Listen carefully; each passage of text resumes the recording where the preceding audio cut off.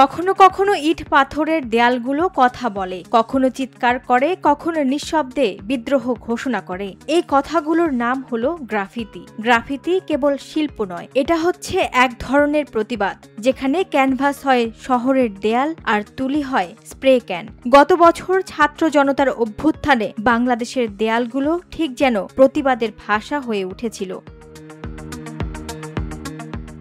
তবে এই প্রতিবাদের ভাষা বহু পুরনো। ল্যাটিন আমেরিকার সামরিক শাসন থেকে শুরু করে আরব বসন্ত, ফিলিস্তিনের গাজার দেয়াল, গ্রাফিতি হয়ে উঠেছে দমন পীড়নের বিরুদ্ধে এক মৌন স্লোগান। কয়েক দশক আগে গ্রাফিতিকে বলা হতো চিকামারা। পাকিস্তান আমলে আইনগত কারণে রাতের আধারে দেয়াল লিখন করা হতো। 90-এর স্বৈরাচার বিরোধী আন্দোলনেও গ্রাফিতির ভূমিকা ছিল।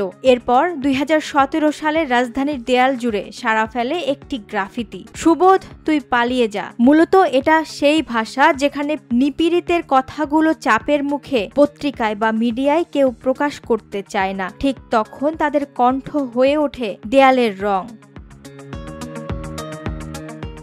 বাংলাদেশেও এর দেখা মেলে কোটা সংস্কার বা গুম খুনের বিরুদ্ধে ছিটকে ওঠা দেয়াল চিত্রে। এরই ধারাবাহিকতায় সর্বশেষ গ্রাফিতির দেখা মেলে স্বৈরাচার বিরোধী আন্দোলনে। সেই চিত্রের মাধ্যমেই শিক্ষার্থীরা অগ্নিঝরা প্রতিবাদ করেন। তাদের সাথে যোগ দেয় শিক্ষক সহ সাধারণ জনতা। স্বৈরাচার সরকারের রক্তচক্ষু তাদের দমাতে পারেনি।